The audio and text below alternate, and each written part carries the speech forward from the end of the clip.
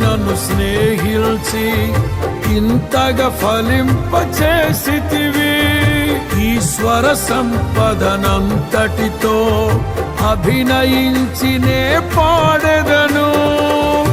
ఉండలేను బ్రతుకలేను నీ తోడు లేకుండా, నీ నీడ లేకుండా.